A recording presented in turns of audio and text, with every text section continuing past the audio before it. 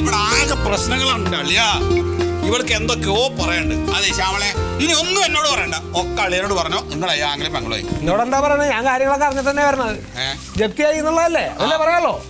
ആ നന്നായി. ഏട്ടാ ഞാൻ എന്ത് ചെയ്യും? എന്ത് ചെയ്യാൻ? ലോൺ അടച്ചോ എടുത്താണല്ലോ. എന്നെ കൊണ്ട് കൂട്ടിയാ കൂടൂല്ല. എടി അപ്പൊ പിന്നെ എന്തിനാ എടുത്തത്? ഞാൻ 100 വട്ടം പറഞ്ഞില്ലേ ഈ പെണ്ണ് നഴ്സിങ്ങിന് വിടണ്ട കാര്യം. അപ്പൊ നീ പറഞ്ഞത് വിട്ടത് അടങ്ങൂന്ന്. അളിയാ, ആ വകുപ്പിൽ ചെലവാക്കാൻ 5 നയ പൈസ എന്റെ ഇത് കിട്ടില്ല. ഓ, അല്ലെങ്കിൽ എല്ലാ വകുപ്പിലും നിന്റെ കിട്ടുന്നതാ. നിനക്കറിയാവുന്നല്ലടി. അല്ല, നിന്നെ പറഞ്ഞിട്ടെന്താ കാര്യം? നാട്ടുകാർക്ക് മുഴുവൻ അറിയാം ഈ സ്ഥിതിയിലാന്നുള്ളത്. ഇവൾക്ക് മാത്രം അറിയില്ല.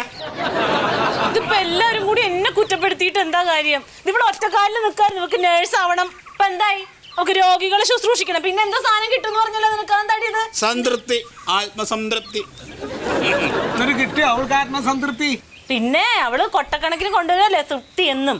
രാവിലെ ഉടുത്തൊരുങ്ങി ഇവിടുന്ന് പോണവളാ. അവിടെ ചെന്ന് നമുക്ക് രോഗികളെ നോക്കലല്ലോ ആദ്യത്തെ പണി. അവിടെ കടിച്ചു വാരണം, ഡോക്ടറുടെ മേശ തുറക്കണം, ചുക്കില് തുറക്കണം. ഇത് കഴിയുമ്പോൾ രോഗികളുടെ പിറകെ ഓടണം. അവർക്ക് മരുന്ന് കൊടുത്തില്ല, ട്രിപ്പ് ഇട്ടില്ല എന്ന് പറഞ്ഞ് ഡോക്ടറുടെയും മാനേജറുടെയും ചീത്ത അത് കേൾക്കണം. രോഗികളുടെ ചീത്ത പുറകെ.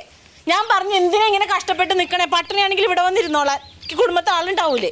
ഇതൊക്കെ നിന്നെ പറഞ്ഞിട്ട കാര്യമുള്ളൂ. ഇവനെ ഈ കോലത്തിലാക്കിയത് നീയല്ലേ? അല്ലേ?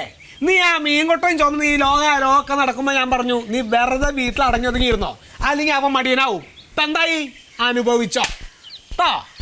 ഏട്ടൻ ഇങ്ങനെ കൈവലത്തി ഞാൻ ഇവിടെ പോകും. അല്ലാതെ ഞാൻ എന്ത് പറയുന്ന ശ്യാമളെ? ഒരു കണക്കിനാ ഞാൻ എൻ്റെ കുടുംബം തള്ളി വെക്കണേ. അതിൻ്റെ ഇടയ്ക്കാ നിന്റെ ഈ കഥ. ഇതിപ്പോ ഈ ബാങ്കിന്റെ കടം തീർക്കോ അത് ഇവിടെ കിട്ടിച്ചിറക്കോ? ആ പറഞ്ഞ പോലെ ഇവിടെ കല്യാണം കഴിക്കാൻ ഒരുത്തുണ്ടല്ലോ, പ്യാരി. എന്താ അവന്റെ പേര്? പ്യാരിയല്ലേ?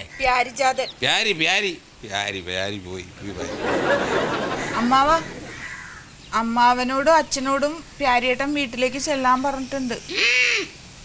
ഞാനില്ല, അച്ഛനെന്നിട്ടില്ല. പ്രേമിച്ച് കല്യാണം കഴിക്കണോടെ ഞാൻ എതിരാ. അത് പണ്ടേ ഞാൻ പറഞ്ഞ, ഞാൻ അതിൽ പെട്ടിട്ട് ഇങ്ങനെ ചൊഴി നടക്കുന്ന ആളാ. എൻ്റെ അഭിപ്രായത്തിൽ ഒരു കാര്യം ഞാൻ പറയാം.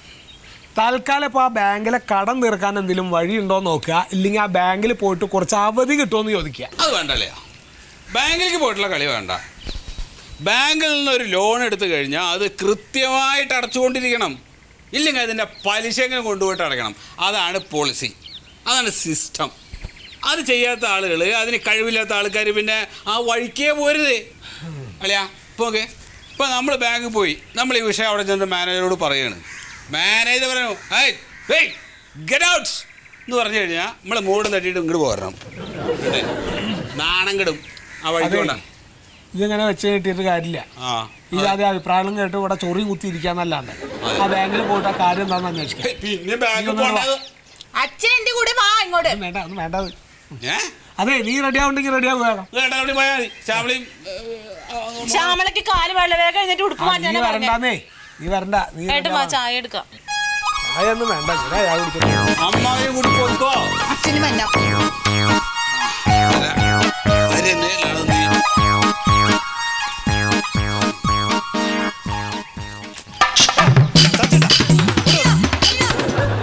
പരിപാടി എടുത്ത് നിങ്ങൾ ആളെ സ്വീപ്പാക്കിന്ന് എന്താണ്? നിങ്ങൾ ആ ചളിയും വെള്ളത്തിന് 100 ഉറുപ്പിക ഉണ്ടെന്ന് പറഞ്ഞ്.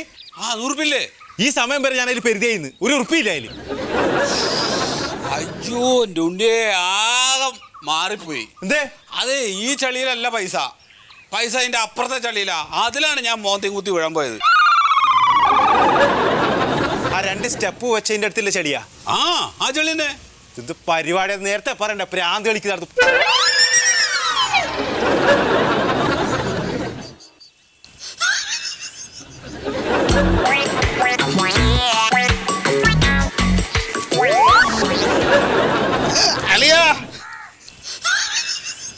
അളിയാ മറിമായം